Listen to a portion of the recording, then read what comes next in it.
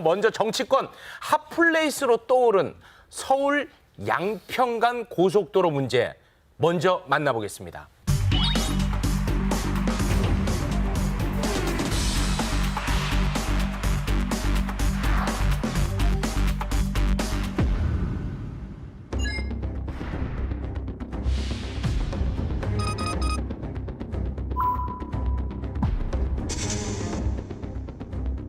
고속도로 게이트 의혹이야말로 대통령이 말한 이권 카르텔의 온상이다.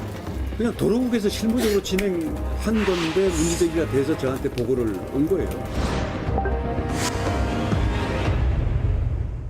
국토부가 본격적으로 추진하기 시작한 거는 2017년부터인데 벌써 7, 8년째 꾸준히 지금 추진을 해오고 있습니다. 무려 1조 8천억 원짜리 사업입니다. 그러니까 이제 굉장히 좀 이권이 크게 걸려 있는 건데 서울 하남 인근에서부터 해가지고 양평군 양서면까지 이어지는 요 안을 그동안은 추진을 해왔는데 네. 이게 만들어지기만 하면 이게 27km 정도 이제 거리가 됩니다. 네. 그래서 지난해에 예비 타당성 조사까지 통과를 했기 때문에 슬슬 착공만 들어가면 된다라고 관측이 되고 있었는데 아이고 올해 보니까 이게 5월에 발표가 됐는데 원래 종점이 여기 양서면이었던 게 지금 강상면 이쪽으로 종점이 변경이 되면서 네. 도로 계획안 자체가 변화가 생긴 겁니다. 예비 타당성 조사까지 이미 마쳤어. 그렇습니다. 이제 착공만 하면 돼. 그런데 그렇죠. 갑자기 변경이 됐습니다. 그것도 상당히 이례적인데. 고속도로 종점 바뀌는 구간, 요 종점의 인근에 김건희 여사 일가의 땅이 있다. 게다가 굉장히 많다. 지금 이제 밝혀진 걸로는 한 22,600여 제곱미터 정도 되는데 평으로 하면 한 7,000평 정도 됩니다. 그러다 보니까 만약에 종점이 바뀌어가지고 이게 토지 값이 올라가게 되면 땅값이 올라가게 되면 그거 자체가 일종의 이제 특혜 아니냐 이제 이런 얘기가 나오는 거고요. JTBC에서 단독 보도한 내용에 따르면 여기 인근에 요 종점 인근에 네. 그동안에는 일가의 땅만 있는 줄 알았는데 김건희 여사의 일가가 갖고 있는 부동산 개발 회사, 가족 회사죠. 그 회사가 추가로 갖고 있는 땅이 확인이 됐다는 겁니다. 2017년하고 2019년에 걸쳐서 사들인 땅이 한 2,400여 평 정도 된다. 그러다 보니까 이걸 합치면 일가가 갖고 있던 땅과 부동산 개발 회사가 갖고 있는 땅을 다 합치면 거의 한 10,000평 정도가 되기 때문에 이거 심상치 않은 거 아니냐라는 얘기가 나오는 겁니다.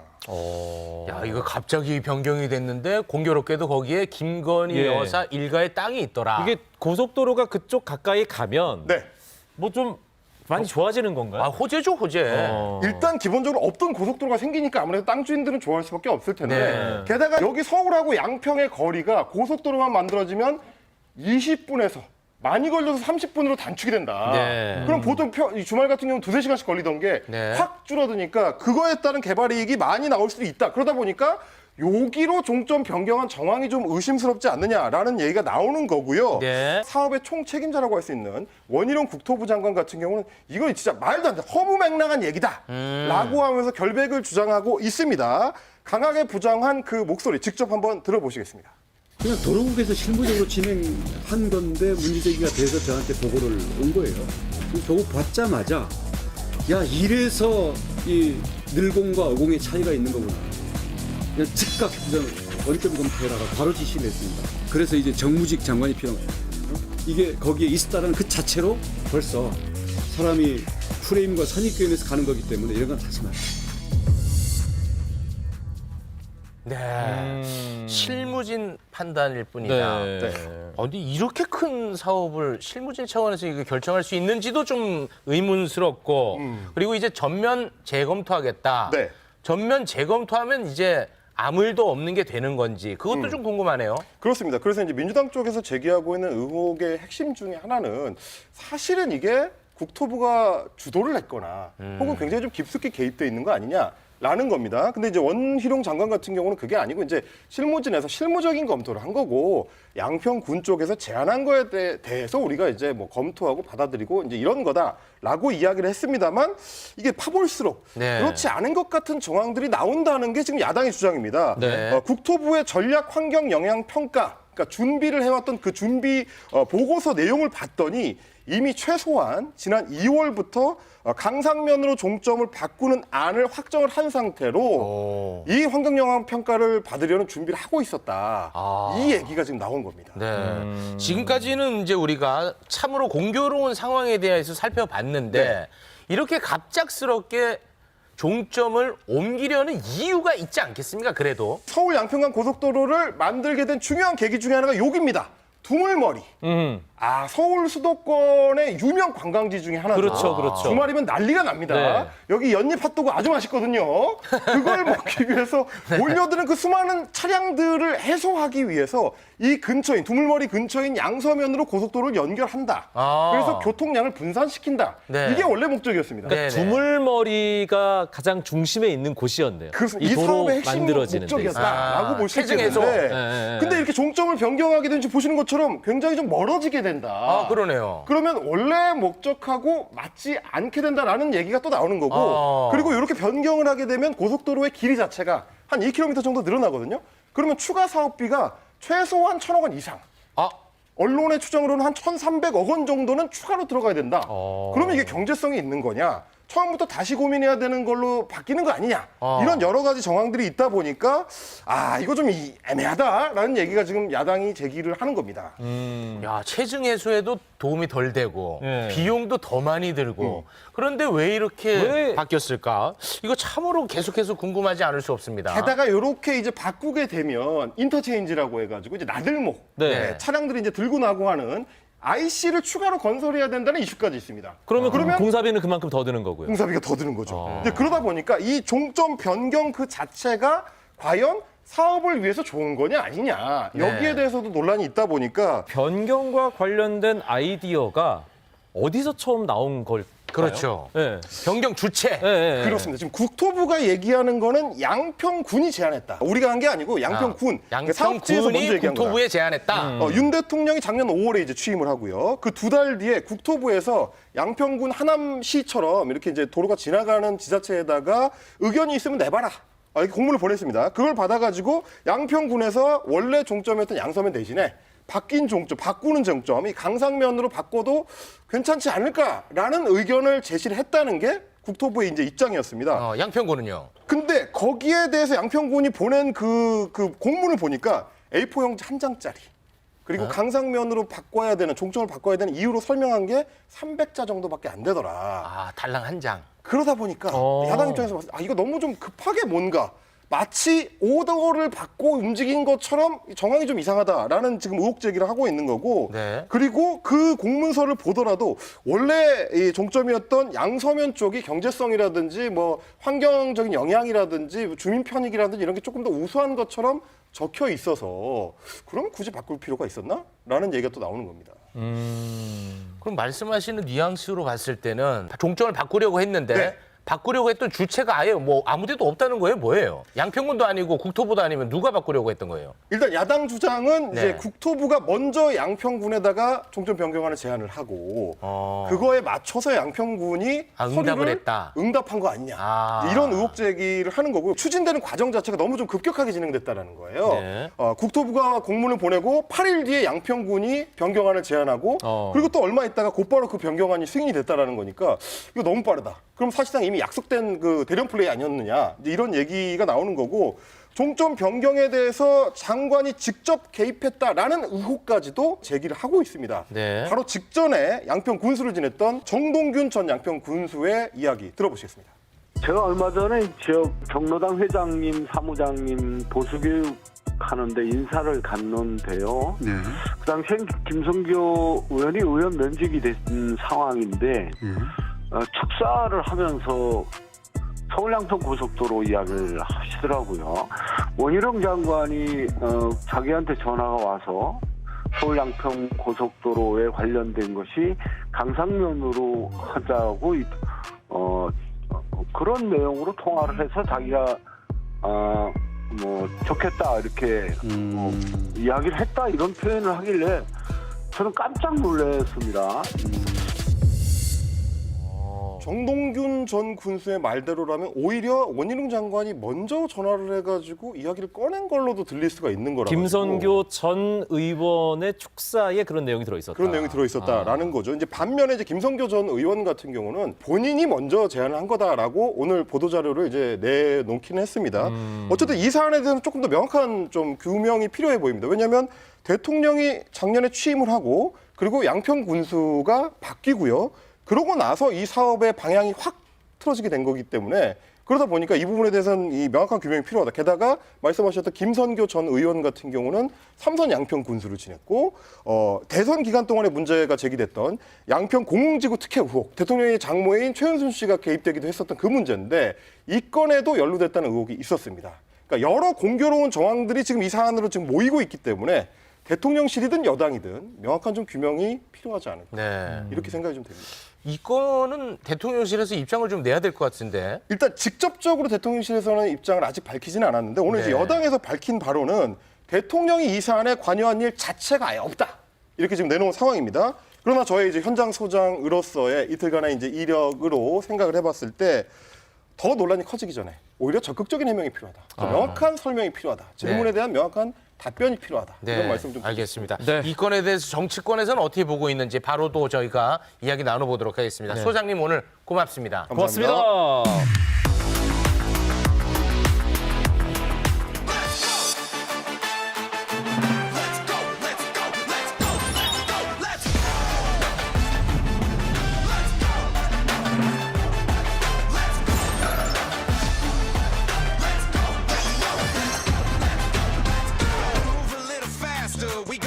자, 할 얘기가 많으니까요. 예. 서울 양평강 고속도로 특혜 의혹. 조금 전에 저희가 다루는 걸 지켜보셨을 텐데 이거 어떻게 보고 계십니까? 저는 원희룡 장관을 여기 부르면은 뭐 명쾌하게 해명이 되지 않을까. 네.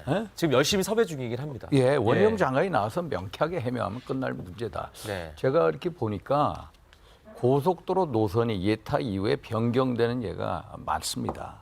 과거에 보면은 목포하고 광양 고속도로도 그랬고요. 네. 또 함양하고 울산 고속도로 그랬습니다. 그런데 공교롭게도 땅이 그쪽에 김건희 여사 땅이 있으니까 자꾸 야당에서는 기승전 김건희 여사 아닙니까? 양서면에서 강상면으로 바뀌었다는 거거든요. 네. 그럼 바뀌었을 때 정말로 양서면하고 강상면으로 갔을 때 어느 정도 효율이 더 좋아졌냐? 네. 보면은 교통량이 훨씬 더 많이 늘어나거든요. 그 고속도로를 만든 이유가 교통량을 분산시키게 한 건데 교통량이 한 40몇 % 늘어나고 또 환경 훼손도 훨씬 덜 훼손이 되고 네. 또 지역의 균형 발전 그런 면에 있어서 훨씬 더 효용성이나 이게 낮다. 이게 고속도로공사의 입장입니다. 최적의 도로를 확보하기 위한 이 어떤 노력이 알겠습니다. 어떻게 참 오비일학격으로 거기에 오비일학이고 의심할 거기에 만한 땅이 있다 정황은 내 눈에는 보니까 안 이게 보인다. 또 이런 식이 되지 않나. 시간 무지하게 잡아. 이게 저 긴장을 하셔야 될 일입니다. 이게 간단한 일이 아니고요. 간단치 않아요. 아니 근데 결론부터 얘기하면 그렇게 교통량이 늘어나고 좋아지는 건데 지금 노선 변경에 따라서 공람 절차와 설명의 절차가 예정됐다가 그걸 취소해 버렸어요. 그리고 원희룡 장관이 이거 뭐 늘공어공을 딱 갈라치기 하면서 늘공들의 잘못으로 이렇게 하면서 다 자기는 몰랐던 얘기라고 할 이유가 없지 않습니까? 좋은 일이면. 좋은 일이 아니기 때문에 지금 부인하는 거잖아요. 네. 제가 오늘 근거를 좀 가져왔어요. 여기서 자료를 낼 수는 없고 내일쯤에 아마 공문들을 다 발표를 할 겁니다. 협의 공문인데 국토부 장관 명의로 돼 있는 양평군을 포함한 12개 국가기관들에게 협의 공문을 국토부에서 보냅니다. 그 내용이 올해 1월 16일자예요. 말 그대로 IC 하나를 더 추가하고 종점을 변경하는 그런 내용입니다. 종점이 변경되고 IC가 추가되면 무려 966억 원이 예산이 추가 소요되는 거예요. 네. 혈세가 낭비가 되는 겁니다. 네. 그런데 그렇게 좋은 거라면 취소할 이유가 없잖아요. 공람 절차라든지 주민설명회 같은 걸 취소할 이유가 없는데 갑자기 취소해버렸어요. 문제가 생긴 거죠. 그러니까 제가 보기에는 이건 배임의 혐의가 매우 크고 과거에 국토부가 이 IC를 추가한 문제에 대해서 그 당시에는 이 IC 추가 안 된다고 하는 입장이었어요. 제가 알기로는. 그런데 지금 정권 바뀌고 나서 IC 추가하는 그러한 공문이 지금 들어가 있는 겁니다. 그게 1월 16일자예요. 네. 결론적으로 얘기하면 늘공들한테 책임을 전가하시는데 국토부 장관 명의의 공문들 내일 다 공개할 겁니다. 그리고 원희룡 장관이 지금 몰랐다고 얘기하는데 몰랐을 수가 없다라고 보는 게 제 판단입니다. 장관이 몰랐을 수 없다는 걸 증명할 만한 공문을 내일 공개한다 이거죠. 그렇습니다. 네. 국토부 장관 명의니까요. 네, 알겠습니다.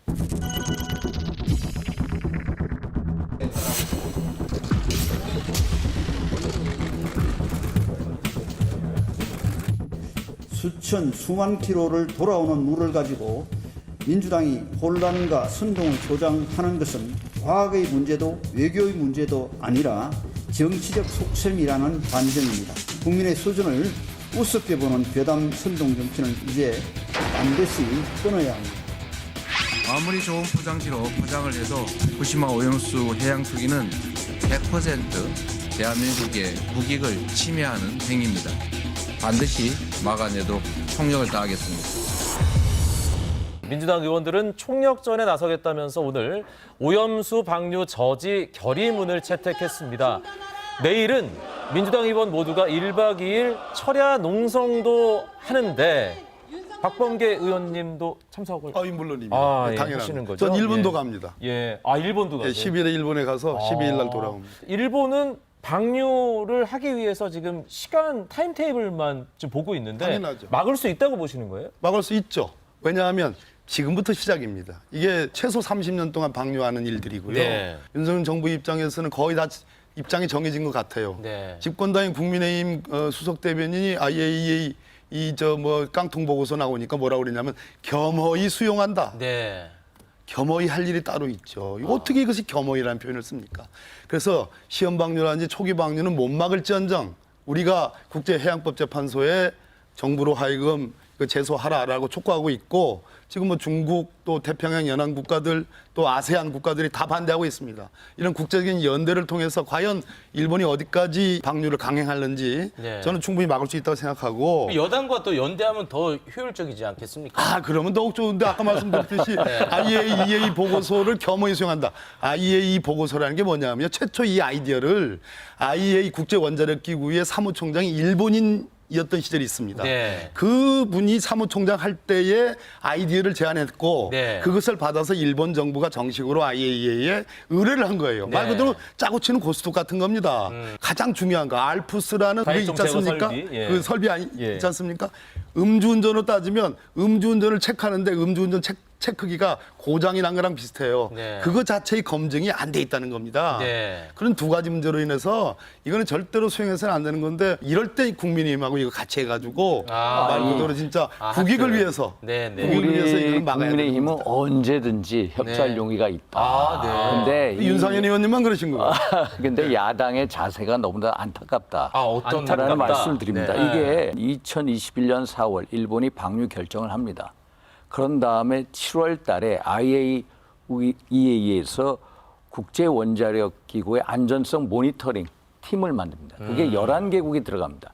한국도 들어가고 중국도 미국도 또 호주, 캐나다, 웬만한 나라 다 들어갑니다. 킨스라고 있습니다. 한국원자력안전기술연구원의 김홍석 박사가 거기에 들어갑니다. 김홍석 박사를 우리가 보낸 게 문재인 정부 때입니다. 문재인 정부 때 그 기조를 가지고 윤석열 정부도 계속 국제적인 안전성, 과학적, 객관적 증거 이 얘기를 계속 하고 있거든요. 그런데 네. IAEA 보고서를 못 믿겠다. 이게 정치 보고서다, 깡통 보고서다, 일본 맞춤 보고서다. 이렇게 얘기하는 것은 너무 안타깝다. 야당이 이런 모습을 보고 어떻게 일본이나 국제사회, IAEA가 어떻게 평가하겠느냐. 일관된 모습을 좀 보여달라. 예, 그리고 또 하나 이제 우리 의원님께서 말씀이 알프스라고 있습니다. 네. 소위 말해서 다액종 제거 시설인데 성능 점검이라는 것은 벌써 1차에서 6차 사이에 점검이 됐어요. 전에 다 그래서 한 거예요. 어제는 일종의 총체적인 리포트를 만들었다. 철야 농성을 하고 일본을 방문하고 이게 안타깝다. 네, 네. 우리는 항상 네. 같이 논의하고 네. 또 협조할 자세가 돼 있다. 그래서 네, 저는 기본적으로 아예 이 문제를 가지고 다음 주에 한 명 한 명씩 과학자들 들어가서 한번 토론했으면 네, 이게 네. 정말로 알겠습니다. 국민의힘은 먹방으로 지금 해결하시려고 하는데 그 먹방으로 됩니까? 그 물 떠먹으면 지금 아직 저 방류도 안 했는데 그 노량진 시장 가가지고 그 물 바닷물. 떠먹으면 네. 그걸로 해결됩니까? 정사가 해결 안 되는 거죠. 네. 가장 중요한 것은 앞으로 얼마 동안 얼마나의 양을 어떻게 방류할 거냐. 미래의 우리 식탁 먹거리에 대해서 미칠 영향력에 대해서는 이 IAEA 보고서조차도 네. 제대로 검증하지 못했다라는 알겠습니다.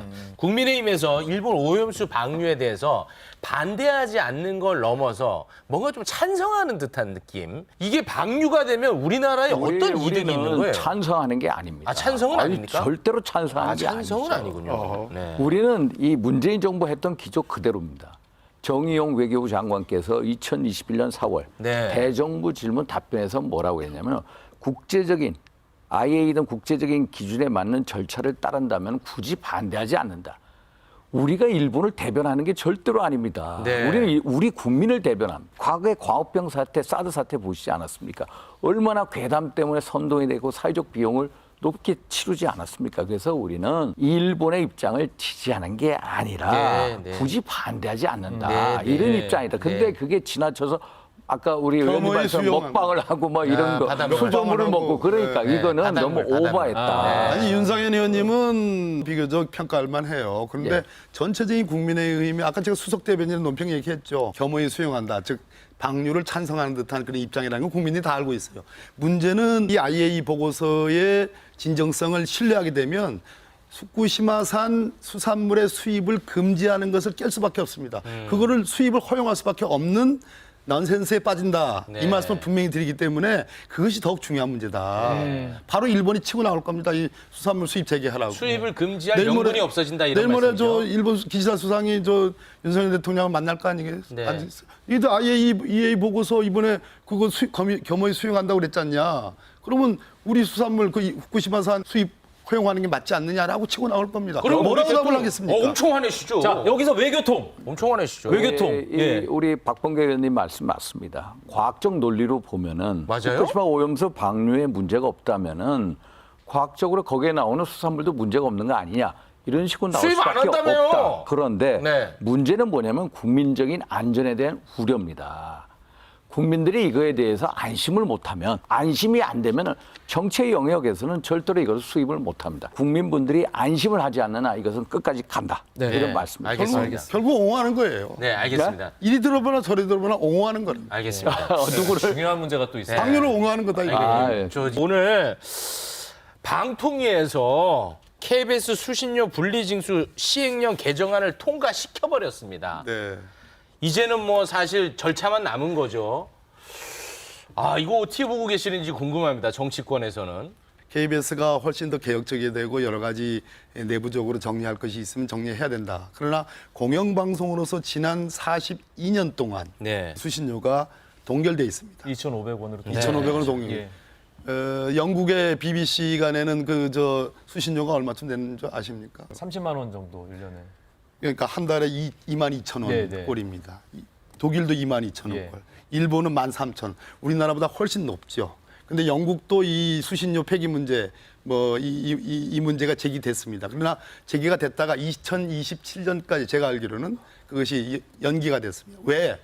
공영방송이 갖고 있는 공익성이라는 문제가 대단히 큰 문제이기 때문에 네. 이것을 함부로 분리징수. 폐지한다든지 분리징수한다든지 이렇게 결정할 문제가 아니다. 네. 그런데 지금 방송통신위원회에서 입법 예고기간 통상 40일을 지켜야 되는데 지금 10일로 단축해가지고 그냥 네. 뚝딱뚝딱 해버렸어요. 내일 모레 네. 차관회의 할 거고 곧바로 국무회의 해가지고 시행령 고칠 겁니다. 네. 이런 식으로 마치 공영방송을 미워하고 거기다 탄압을 가고 길들이게 하는 듯한 윤석열 정부의 하는 일에 대해서 저희들은 그렇기 때문에 이 분리징수에 대해서 저는 반대하는 것이고 네. 적어도 KBS의 자체적인 공익성의 회복, 구조조정의 노력들과 함께 이 분리징수 문제는 지금 당장 시행하면 안 된다라는 그런 입장을 갖고 있는데. 네. 완전히 친 KBS네.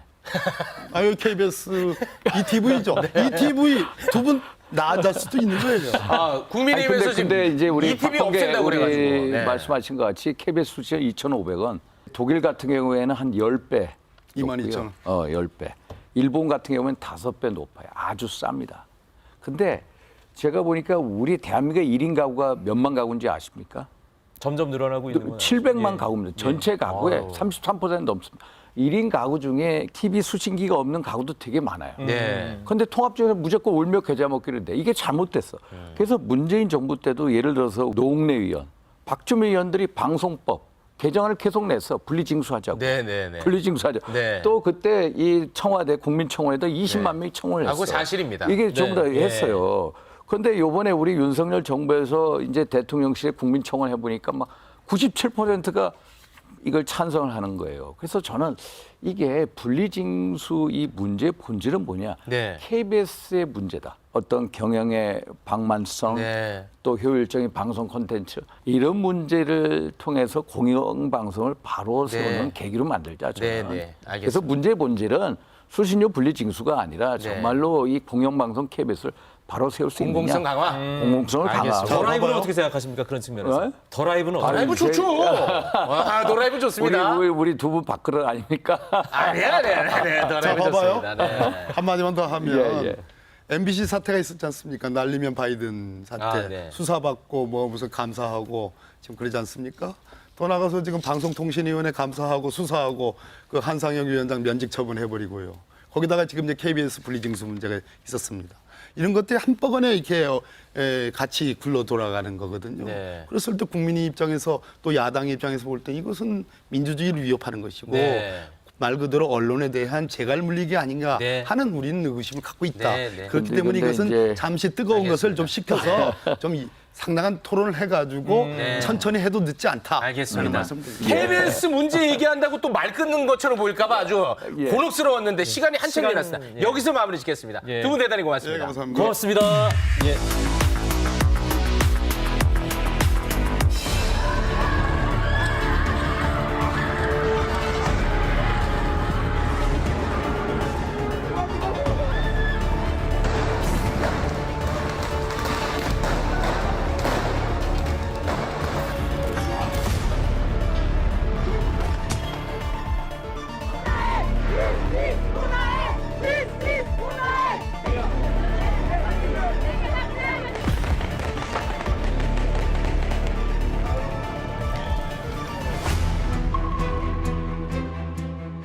Les voitures, ils n'ont rien fait. Les écoles, ils vous ont rien fait. Les bus, ils vous ont rien fait. Laissez-nous tranquilles. Et je condamne avec la plus grande fermeté, nous la condamnons tous, ces violences pures et injustifiables qui n'ont aucune légitimité.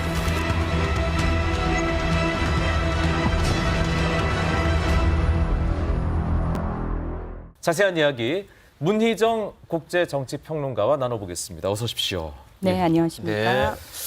프랑스 시위가 지금 굉장히 심각한 것 같더라고요. 뉴스에 계속 나오더라고요. 예. 네, 그렇습니다. 아마 이제 한 번쯤은 다 사진이나 영상을 보셨을 것 같은데요. 이민자들을 주축으로 대규모 시위가 벌어졌습니다. 자, 처음에는 6천 명 정도가 평화롭게 행진을 하는 시위로 시작이 됐다가 며칠 만에 거의 폭동 수준으로 이제 번지게 된 건데요. 폭죽을 경찰을 향해서 쏘는 등 점점 과격해지기 시작했는데 차에 불을 지르고 상점에 불을 내고 약탈을 하기도 했습니다. 상황이 굉장히 좀 심각하죠. 예. 이게 시위가 시작된 이유가 있죠? 촉발된 사건이 있었죠? 네, 예. 그 지난달 27일 날 사실 교통법규 위반으로 교통경찰이 검문을 하는 과정이 사실 발단이 된 건데요. 자, 노란색 차에 타고 있는 운전자가 17세 알제리계 소년 나엘이라는 소년인데요. 지금 검문을 받다가 지금 저기 화면 밖으로 사라졌는지 저게 뭐냐면은 복부에 총을 맞은 상황에서 다른 데로 박은 거예요. 출발을 했다가. 근데 이제 경찰은 처음에 뭐라고 얘기를 했냐면 아니다. 우리 검문에 응하지 않고 차가 우리를 향해 돌진해서 우리가 총을 쏠 수밖에 없었다라고 얘기를 했는데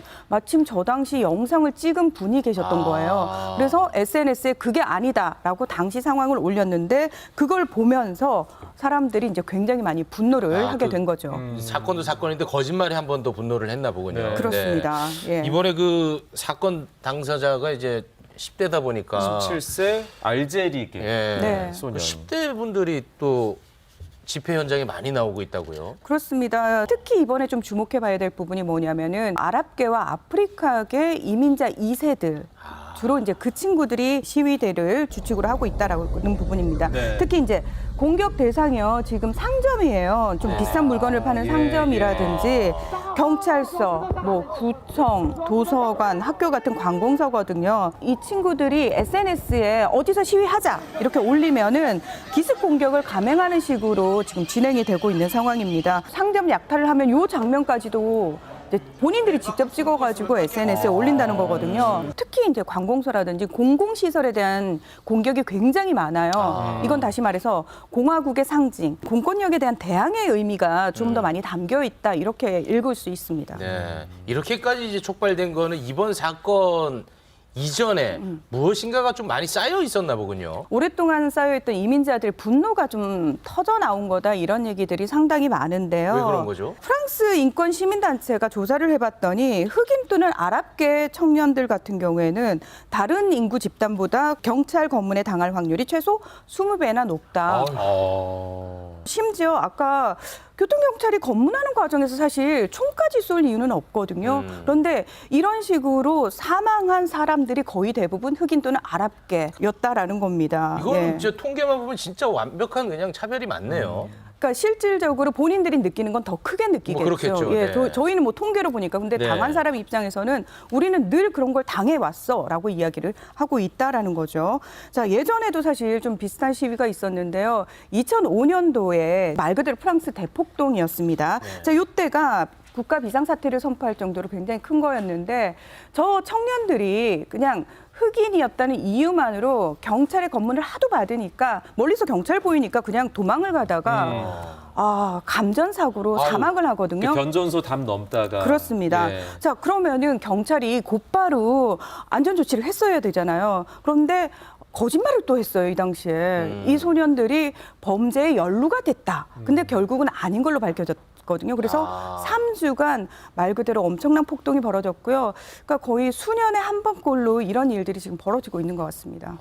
역사적인 배경도 좀 따져볼 만한 부분이 있다면서요? 그렇습니다. 예. 예전에 제국주의 시절에 중동이라든지 아프리카 지역을 식민 지배를 많이 하지 않았습니까? 알제리도 프랑스가 식민 지배를 130년 이상 했고요. 잔혹한 식민 지배를 했었다라고 이야기를 합니다. 알제리 입장에서는 독립운동을 8년 정도 하면서 그 사이에 알제리인들이 150만 명이 사망을 하기도 했고요. 네. 그 이후에 사실 또 식민 지배를 받는 동안 프랑스 쪽에 부역한 알제리인들이 있을 거 아닙니까? 네네. 독립 이후에 또 이들과의 갈등 문제가 벌어져가지고 내전이 벌어지거든요. 이 과정에서 많은 알제리 사람들이 프랑스로 건너가서 말 그대로 빈민촌을 형성을 하게 된 거죠. 자, 이번 시위 때요. 남자 2명이 상점 문을 뜯는 영상이에요. Regardez bien cette vidéo, hein. Ils sont bien blancs, on va dire. 자, 알고 보니까 저 남자들은요. 이민자 시위대가 아닌 백인 남자들입니다. 자, 경찰이 왔죠. Eh ben, sur le boule des Maghrébins des quartiers. Alors, c'est eux qu'on volé. Et regardez bien le policier comment il se comporte avec eux, hein. Aucun soupçon, hein. Rien du tout, hein. Tranquillou, hein. 경찰이 그냥 가버립니다. 대응이 굉장히 황당하죠.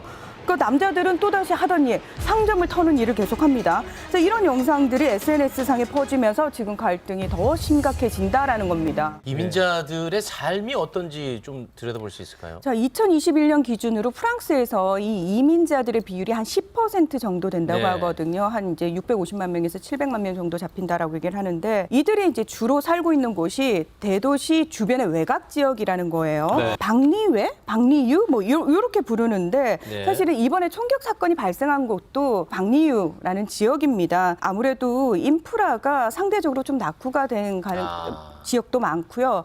그러다 보니까 좀 질이 좋은 교육을 받을 가능성도 없고 주소지가 거기로 돼 있으면은 설사 대학을 나왔다 할지라도 주소지를 보고 본인이 이제 취업이 안 되는 경우가 상당히 또 많다는 차별받고. 거예요. 물론 프랑스 사회적으로 저희는 차별을 하지 않습니다라고 얘기를 하죠. 근데 실질적으로 이민자들이 느끼는 건 굉장히 차별을 받고 있다라고 느끼고 있다라는 겁니다. 이 얘기를 들어보니까 이제 근본적으로 문제 해결하기는 굉장히 좀 쉽지 않아 보이긴 한데 네. 당장 이 집회 시위 이 문제만큼은 좀 해결을 해야 되지 않겠습니까? 그런데 마크롱 대통령이 내놓은 대책이 SNS 차단. 네.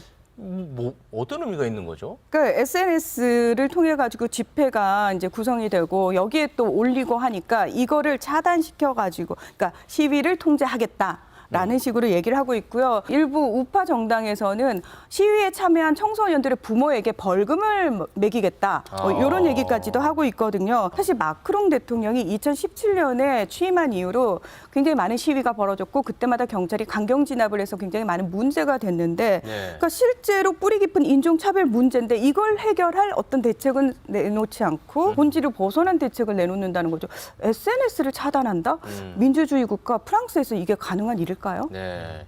시위 진압, 강경 진압에 어떻게 보면 약간 좀 더 힘을 실어주는 모양새처럼 보이겠군요. 그렇습니다. 네. 앞으로 이 시위가 프랑스 사회에 어떤 영향을 미치게 될지도 궁금하거든요. 저는 굉장히 갈등이 훨씬 더 심화될 거라고 생각을 하는데요. 네. 자, 프랑스 현실을 말씀드리면 경찰에 대해서 모금액이 20억인데 우리나라 돈으로 네. 이번에 사망한 나엘을 위한 모금액은 5억 원에 불과하다는 거예요. 저는 그냥 이게 프랑스의 현실이라고 보여지고요. 예, 예. 그래서 프랑스 정부라든지 언론이라든지 전문가들이 인종차별과 관련된 얘기를 잘 꺼내놓지 않습니다. 프랑스는. 네. 사실은 이런 상황이 계속 지속된다면 이 갈등의 골은 더 깊어질 수밖에 없지 않겠느냐. 네, 굉장히 알겠습니다. 안타깝습니다. 네, 저희도 계속 관심을 갖도록 하겠습니다. 네. 문희정 평론가님 고맙습니다. 고맙습니다. 고맙습니다.